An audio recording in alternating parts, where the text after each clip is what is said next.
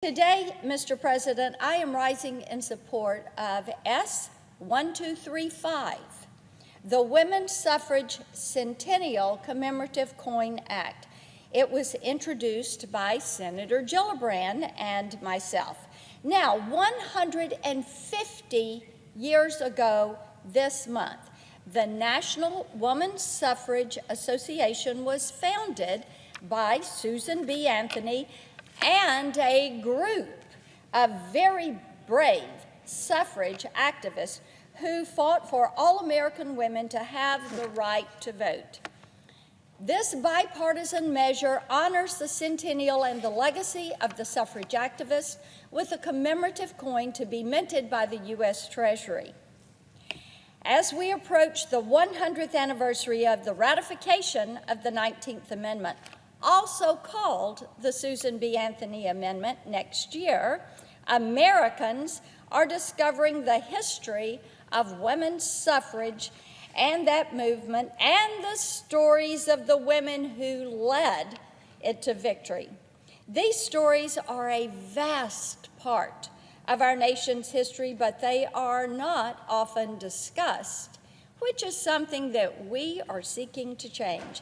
It would be a tragedy if the stories of these trailblazers were forgotten by future generations. It is our hope that by passing this important measure, and it is bipartisan, we will help keep their memory alive.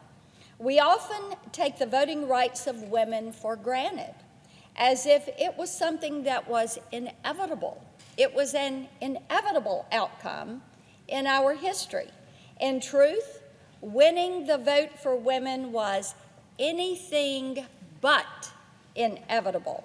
It required 72 years. Think about that, 72 years of ceaseless agitation by generations of dedicated, fearless suffragists who fought against centuries of law and millennia of tradition.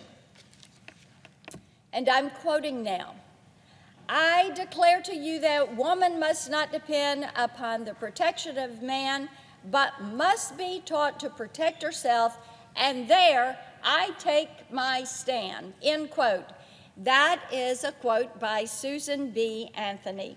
The women's suffrage movement began in July of 1848 with the first Women's Right Convention, which was held in Seneca Falls, New York, Senator Gillibrand's home state, and that fight concluded in August of 1920 in Nashville, Tennessee, my home state.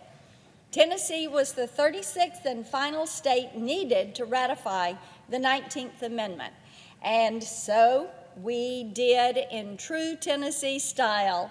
On that hot August day in downtown Nashville, a 24-year-old freshman state representative named Harry Byrne from McMinn County, Tennessee, changed his vote from no to yes, ensuring the amendment's adoption. And why did he change that vote? You may ask this question.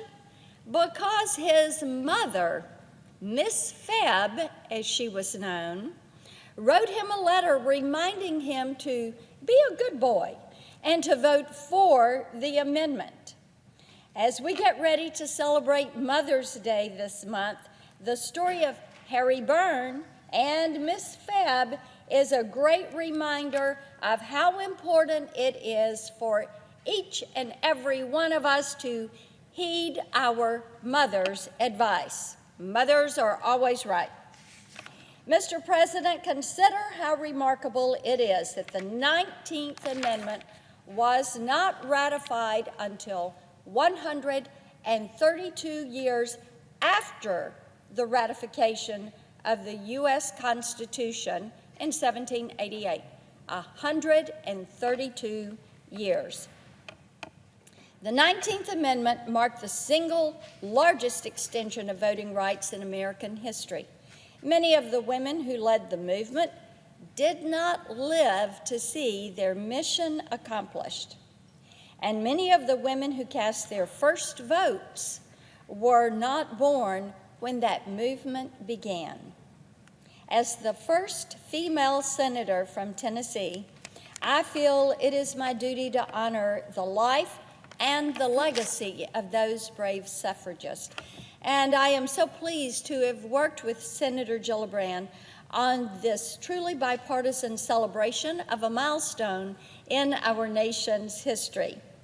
It is cause for further celebration that we are able to introduce this legislation in a chamber where, for the first time in U.S. history, 1/4 of the members of this chamber are female. And Mr. President, I am delighted to report that our legislation has the support of all 25 female senators. As we approach the centennial, it is our hope that this commemoration will increase public awareness and appreciation for the history of the women's suffrage movement. Honoring women who exemplify patriotism is an excellent example of what Washington can achieve when both sides come together and remember the maxim that there is more that unites us than divides us. I also recently joined Senator Tester in introducing the Hello Girls Congressional Gold Medal Act to honor women soldiers of the Army Signal Corps during World War I. Another example of trailblazers in history. These women enabled American and French armed forces to communicate clearly with one another, to enter battle armed with the intelligence that they needed to win those fights. They changed the course of the war at the height of the conflict, leaving Europe in a safer state thanks to their efforts. Mr. President, America's values are reflected in the history that we are choosing to honor. We must remember the past, hold fast to the present, and build for the future. The great Tennessee suffragist Sue Shelton White once wrote, "If you stand in your accepted place today, it is because some woman had to fight for that place yesterday. We should be ashamed to stand on ground won by women in the past without making an effort to honor them by winning a higher and wider field for the future. It is a debt we owe." End quote. The medal that I've spoken of and this coin are a small way to honor these women for the debt that we owe them. It is a debt that can only be repaid by encouraging all women to exercise these hard-fought rights and accept more leadership roles when they are presented, whether they are at home, at church, in the workplace, in civic life, or maybe in public service. I take inspiration from the women that blazed trails before me, and I hope that women of this chamber can provide that same type inspiration to generations of women who are to come behind us. With that, Mr. President, I yield the floor and note the absence of a quorum.